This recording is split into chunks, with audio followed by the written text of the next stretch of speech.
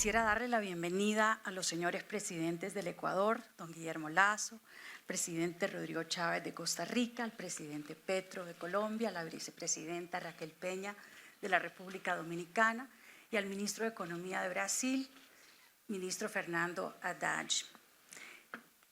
Todos sabemos que la confluencia de muchas crisis a nivel internacional han tenido un impacto en América Latina, un impacto aún más fuerte por la herencia que ya teníamos por la pandemia.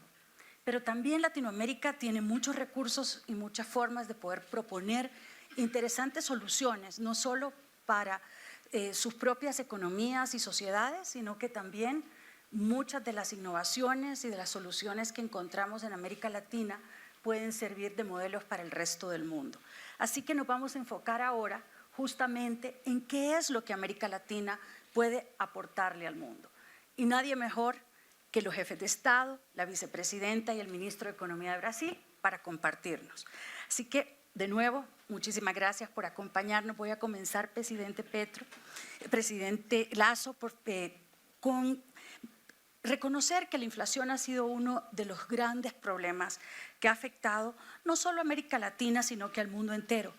Pero usted ha tenido un récord muy impresionante y ha logrado hacer un balance muy positivo entre el déficit fiscal, pero también tiene un récord extraordinario en materia de inversión social. ¿Nos puede contar un poco cómo usted ha logrado ese balance?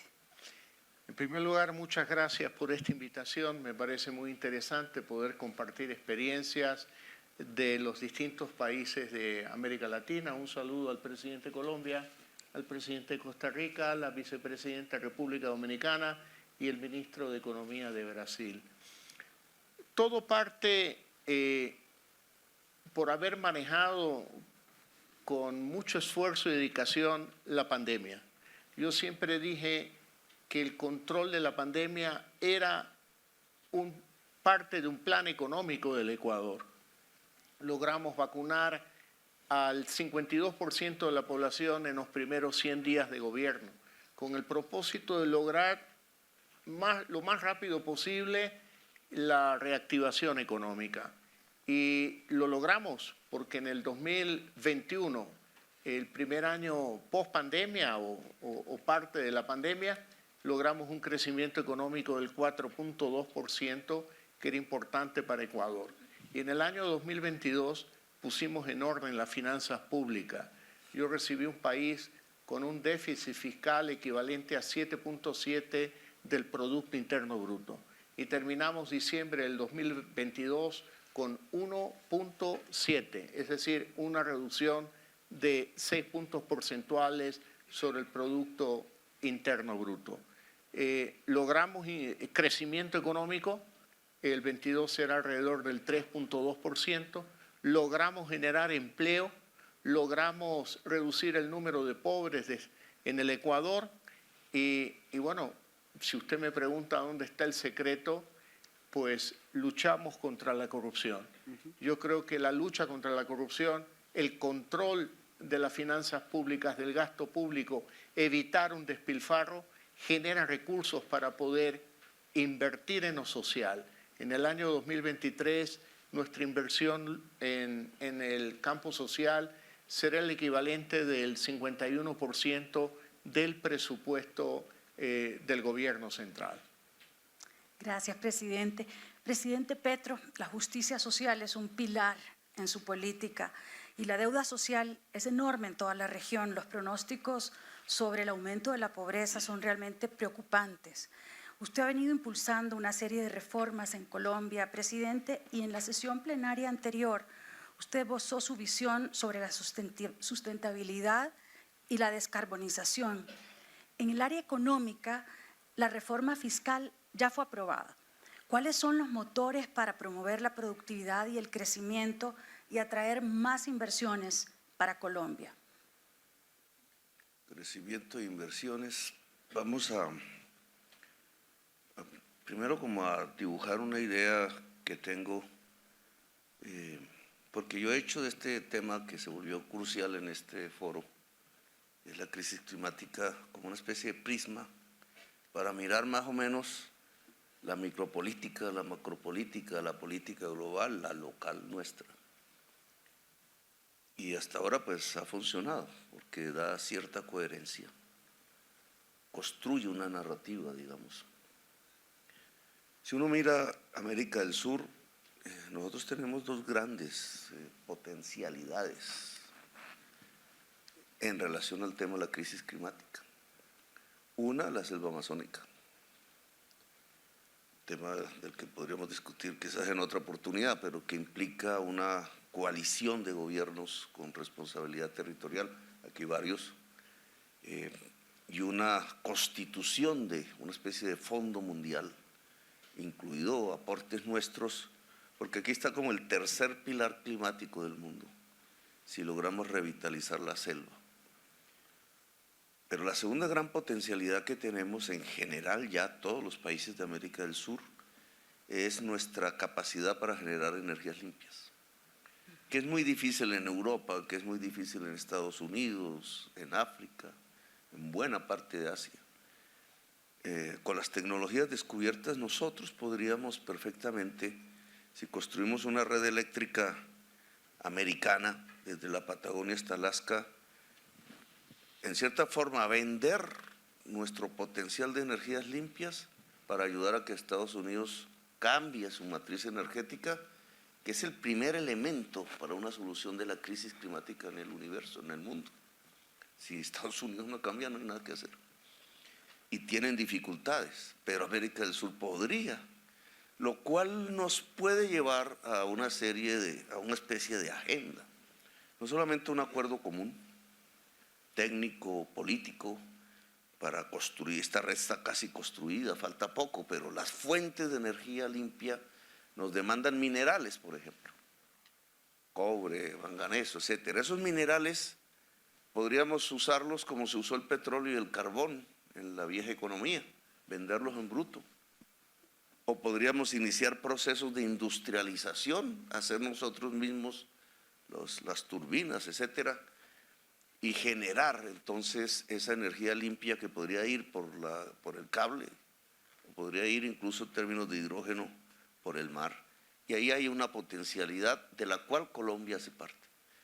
¿Qué inversiones necesitaríamos? Las que nos ayuden a desarrollar eso.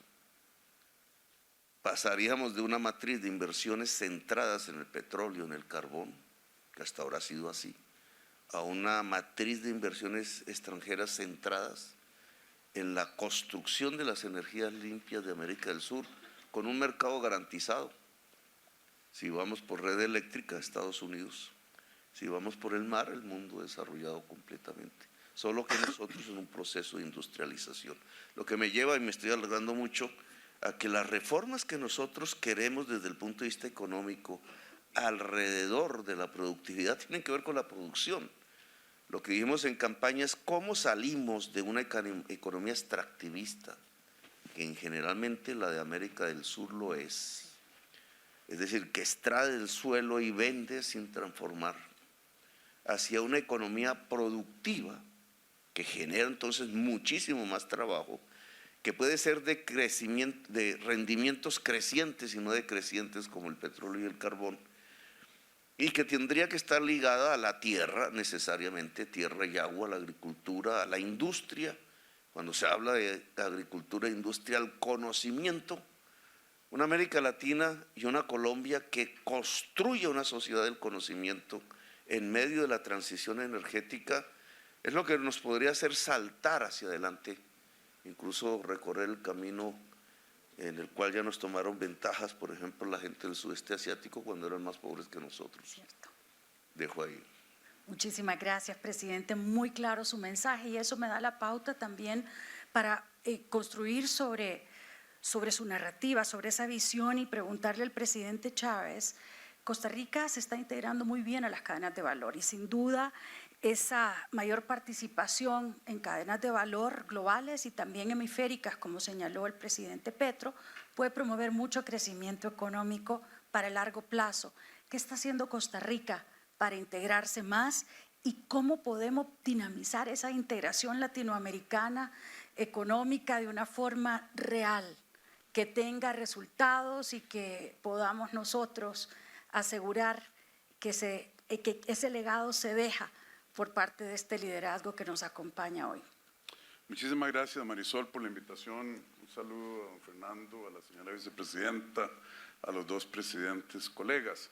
Mire, déjeme empezar por extender un poquito su diagnóstico. A Costa Rica le ha ido muy bien integrándose en las cadenas de valor. Tenemos una gran inversión extranjera directa en aparatos médicos, componentes electrónicos, microprocesadores, aeroespacio, componentes automovilísticos y los servicios de la oficina de atrás, lo que se llama Back Office Shared Services. Eso ha creado una parte de la economía muy dinámica que ha arrastrado a todo el país hacia mayor prosperidad, a pesar de que puede estar empeorando la distribución del ingreso. ¿Cómo lo hemos logrado hasta ahora? Bueno, primero, Costa Rica tiene una marca que en el mundo moderno es importante. Al consumidor, sobre todo al consumidor joven, le interesa no solo el precio y la calidad de lo que compra, le interesa cómo se produce, dónde se produce y bajo qué condiciones laborales. Y en ese sentido, Costa Rica ha invertido a través de los años en tener una matriz energética, que yo estoy totalmente de acuerdo con el presidente Petro, 100% basada en energías renovables para efectos prácticos. Eso es muy bueno, eso ayuda a las empresas a cumplir con sus objetivos de desarrollo sostenible. Uno, tenemos democracia, libertad de expresión, paridad de género, respeto por todas las minorías, y entonces hace una muy buena marca. Hemos hecho algunos cambios a lo largo de los años para mejorar el clima de inversión, pero eso no es suficiente. Este gobierno, tenemos 8 meses en el poder, estamos tomando acciones muy importantes para abrir nuestros mercados. Pronto firmaremos un tratado de libre comercio que el presidente Lasso y yo discutimos en mayo del año pasado. Nos encontramos en Los Ángeles. Hagamos un tratado de libre comercio. Y ya lo firmamos. Está lista la negociación. Va a ser un gran honor, don Guillermo, tenerlo usted ahí. Estamos tratando de ingresar a la Alianza del Pacífico. Costa Rica tiene tratados de libre comercio con China, Europa, la Unión Europea, los Estados Unidos. Estamos tratando de entrar al CTPP. Hemos tratado de mejorar nuestro ambiente de negocios en el sentido de que para el sector de alta tecnología, inversión extranjera directa, hemos quitado muchísimas trabas, pero para el sector tradicional estamos rompiendo 164 cuellos de botella regulatorios a la inversión, reportar más de la cuenta, supervisiones que no tienen sentido, regulaciones, etc. Y tenemos una estrategia en inglés, las 3 P's, People, Planet, Prosperity, gente, planeta y prosperidad, que lo que está haciendo es mejorando las cadenas de distribución. Y para serle franco, Marisol, en un momento en que el mundo está viendo inversión extranjera directa contraerse, nosotros tenemos perspectivas muy positivas para continuar integrándonos a las cadenas de valor. Estamos conversando, tal vez mejor no cuento mucho, con países con los que no hemos tenido una relación comercial, y viera que nos está yendo bien en ese sentido. ¿Cómo integrarnos mejor en América Latina? Bueno, nosotros estamos haciendo nuestra parte, también lo está haciendo Ecuador. Esperamos que los miembros de la Alianza del Pacífico nos den la bienvenida, México, Colombia, Perú, Chile, y que juntos vayamos al mundo. Y eso requiere saber que todos esos cambios van a generar ganadores, los cambios de más comercio, más inversión, ganadores en cantidades grandes y algunos poquitos perdedores, pero los poquitos perdedores tienen poder político, han influenciado elecciones, tienen medios de prensa, etcétera, y hay que dar la batalla internamente en cada país para poder hacer que el pastel crezca. Esa es la visión. Ojalá nos vaya bien a todos. Yo también espero, Gracias. presidente. creo que la integración de América Latina es un sueño para todos. Ojalá que sí se pueda avanzar con pasos decididos hacia ella. Vicepresidenta, el presidente Chávez se refirió a las cadenas de suministro, las cadenas de valor, pero más del 70% de la base productiva en América Latina son las pymes. ¿Cómo se puede asegurar que los beneficios de la apertura comercial llegan hasta los más pequeños? Claro que sí, muchísimas gracias, Marisol. Un saludo muy afectuoso a nuestros 3 presidentes, amigos que están aquí, al señor ministro de Brasil. Muchas gracias a todos ustedes. Fíjate, el presidente Luis Abinader pues aplicó una serie de estrategias puntuales, enfrentando, como dijo el presidente Lasso, primeramente de manera muy eficiente lo que fue la pandemia. Eso nos permitió también a nosotros abrir inmediatamente también lo que fue la economía y podemos nosotros arrojar en el año 2022, pues terminamos con un crecimiento económico de 5.5% ante situaciones muy adversas, sin embargo lo hemos podido lograr. El tren de las empresas dominicanas, aunque en promedio, como bien tú señalaste, es el 70%, en la República Dominicana corresponde un 98% a las MIPYMES. Eso significa que los gobernantes, en este caso el presidente Luis Abinader, le ha prestado una atención especial a ese 98% de las empresas que representan las MIPYMES. Y se ha establecido un fortalecimiento de las existentes, pero también un apoyo a los emprendedores para que sigan naciendo nuevas empresas. Nosotros hemos destinado montos muy importantes en cuanto a el financiamiento blando a esas empresas, pero también, sobre todo, a lo que es la formación de los recursos humanos de esas empresas en cuanto a lo que es la innovación, la capacitación para el fortalecimiento económico y sobre todo que sean cada día más competitivas. Ahora bien, hacía falta que tuvieran acceso a mayores mercados. Para eso el presidente Abinader pues instruyó que el gobierno tomara en cuenta como suplidoras del Estado.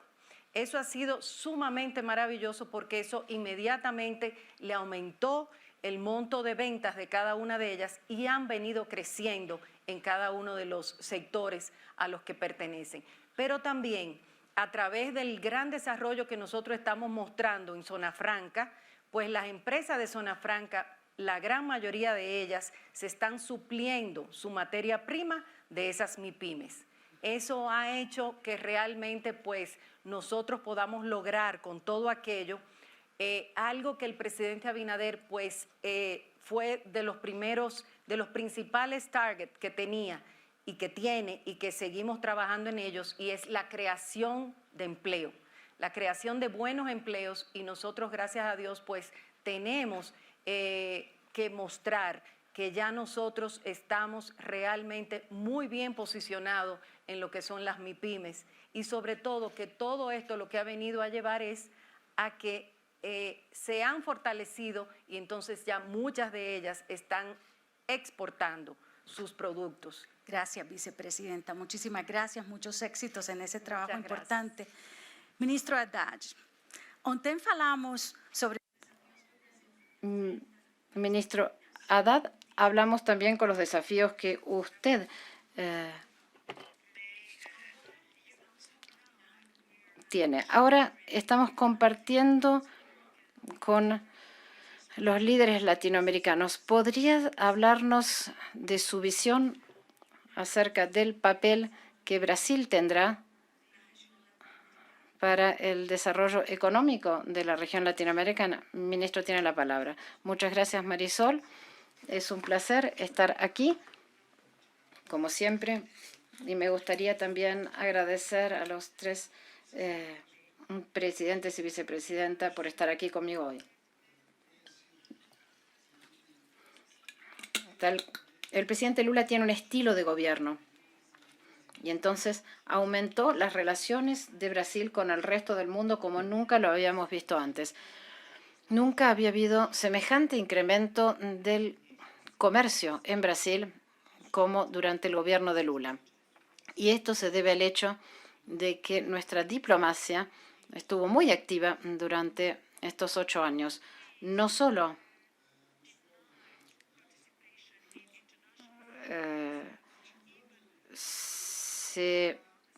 activamos los canales diplomáticos para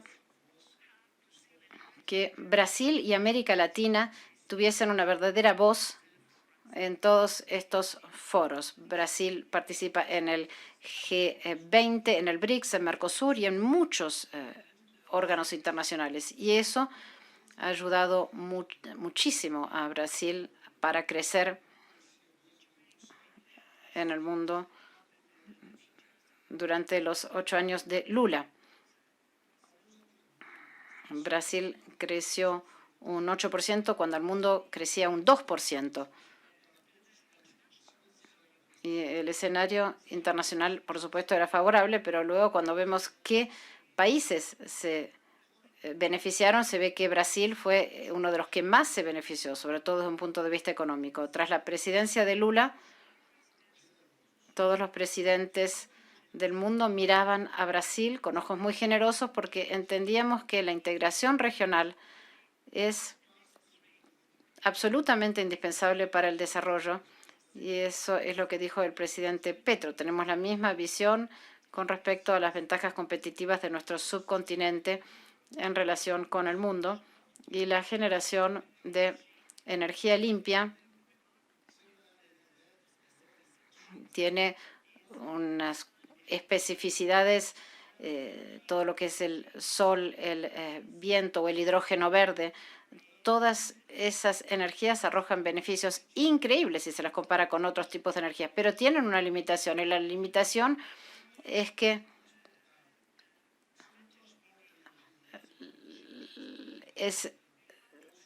son difíciles de transportar.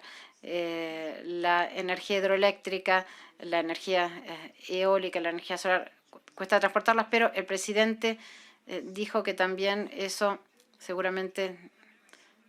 O sea, es un potencial que también existe en otros países de Latinoamérica, pero también atrae a empresas que quieren producir a partir de energías limpias. O sea que toda la cadena de valor y de toda la cadena de producción cumple con los objetivos medioambientales. Con lo cual podemos hacer que nuestro continente sea el centro mundial de producción de energía limpia. Pero esto no es suficiente. Para mí esto es necesario, por supuesto, es un elemento decisivo para la transición verde, pero creo que tenemos que integrar nuestros mercados para alcanzar una escala considerable. Y este es un elemento muy importante para que los mercados externos sean compatibles con nuestras necesidades. Y eso nos dará nos posibilitará la creación de trabajo de calidad, empleos de calidad y también fomentar la educación. Pero también necesitamos otro tipo de inversiones, porque nuestra región hoy en día tiene un déficit importante. Entonces, este tema es absolutamente central, porque hay 3 bloques. Estados Unidos, que es un estado federal, China, que es un mundo propio, Europa, pero si hablamos de integración regional, creo que será complicado para nosotros, aun cuando hagamos acuerdos de libre comercio, pero creo que aún así la integración regional tiene que reposar en infraestructura, acuerdos comerciales y fortalecer el Mercosur, que se abandonó estos últimos años. Y eso tiene que ver con justamente incluir a nuevos miembros en el Mercosur. Y estas condiciones son más exigentes de lo que se pueda crear. Va a ser difícil al Mercosur ser parte del mundo sin la posibilidad específica de que haya, digamos, de participar en la transición ecológica y la industria 4.0, etcétera. Todo eso dependerá de la manera en cómo nos comportemos entre nosotros. No dependerá de la relación de cada uno de nosotros individualmente con el mundo, sino de la integración regional. Si nos fijamos en América Latina, Actualmente vemos excelentes oportunidades en Colombia, Argentina. En todas partes hay oportunidades.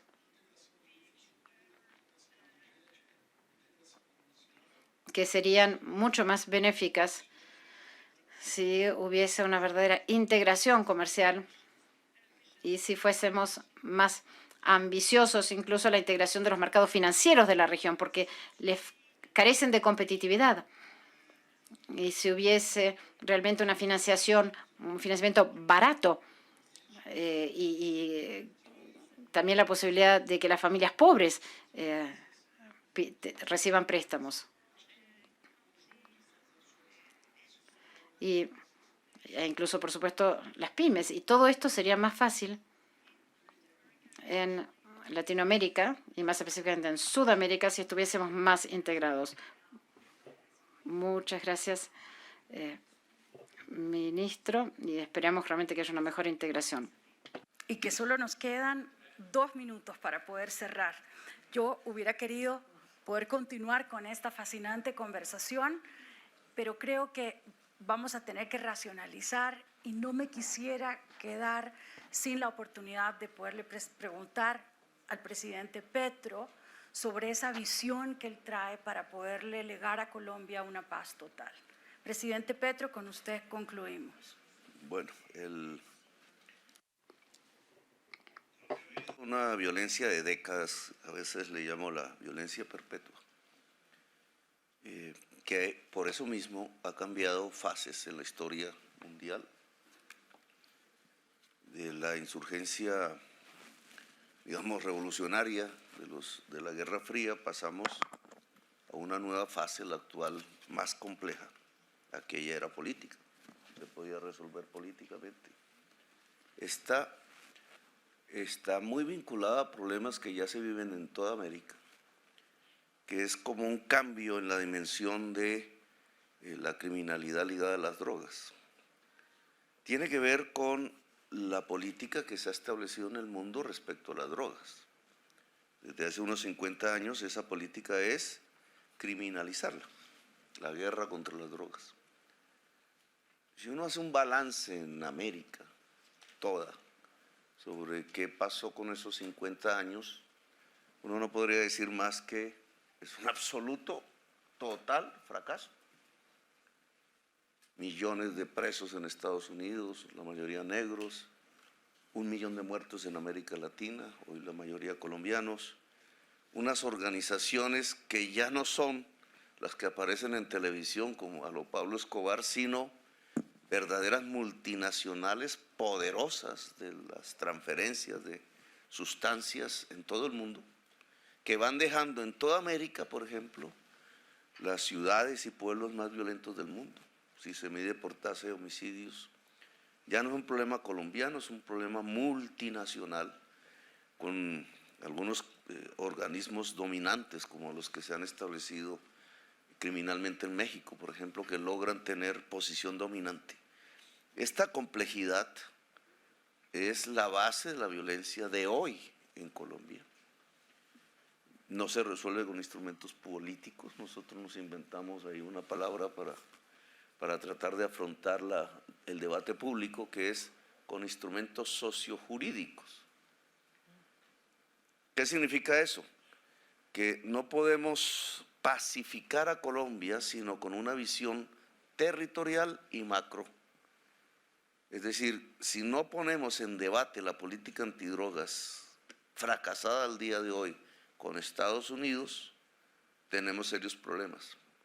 Ese diálogo lo hemos comenzado, no debería ser Colombia, Estados Unidos, debería ser las Américas frente al mundo, incluso porque la política tiene que variar. Descriminalizar y llevar a la reducción de consumo por la vía de la prevención, la enseñanza, que en muchos países, incluido en el que estamos, ha demostrado que es muchísimo más eficaz que llenar las cárceles de presos. Pero digamos, es un debate. Ese debate hace parte de la paz en Colombia.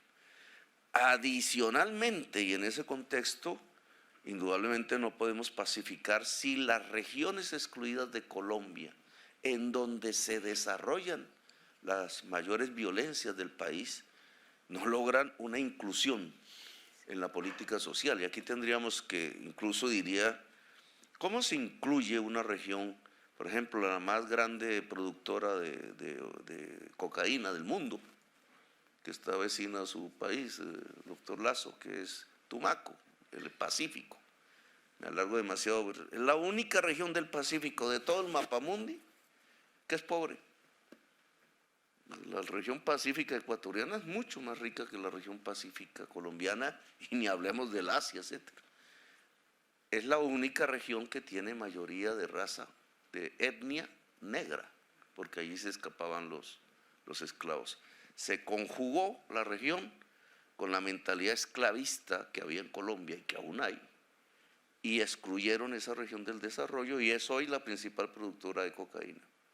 Bueno, esa región pasa sin ninguna montaña de por medio directamente a China, a Japón. Podría llegar al este de Estados Unidos. ¿Cuál sería la política para incluir esa región respetando su cultura, su cultura negra, en un sistema de prosperidad en donde el mundo incluso pudiera ayudar? Voy a poner un ejemplo que se ha dado allí. En vez de cultivos de hoja de coca, que son decenas de miles de hectáreas, podríamos tener cultivos de cacao. Y el cacao transformado allí, no exportado en bruto, sino transformado ahí como chocolate, lo podría comprar Nestlé. Y resulta que la Nestlé de aquí, de este lugar, podría ser quizás uno de los principales instrumentos para la paz de Colombia, siempre y cuando entendiéramos que hay que cambiar también la política mundial antidroga, que ha fracasado estrondosamente en el mundo. Gracias, presidente. Una visión muy importante, muy interesante. Lamentablemente tenemos que cerrar. Hubiera querido seguir preguntando y compartiendo muchas ideas que son tan importantes. Esperamos que continúen con una agenda muy productiva durante su estadía aquí en nuestra reunión anual. Van a haber otras actividades, otras sesiones en donde los presidentes, la vicepresidenta y el ministro estarán participando, tal vez no tratando el tema latinoamericano con ese enfoque, pero sí sobre otro tipo de temáticas, otras temáticas que sean particulares a los temas. Mañana tendremos una sesión importante sobre la Amazonía, por favor no se la pierdan. Creemos todos que el crecimiento verde puede ser un gran motor para el crecimiento de nuestra región latinoamericana, y la Amazonía juega un papel importantísimo. Ecuador se ha consolidado como un gran campeón en estos temas. Costa Rica tiene una gran trayectoria. Colombia, Brasil forman parte también de esta gran cuenca amazónica. Acompáñennos, por favor, mañana en esa sesión. Muchísimas gracias. Gracias.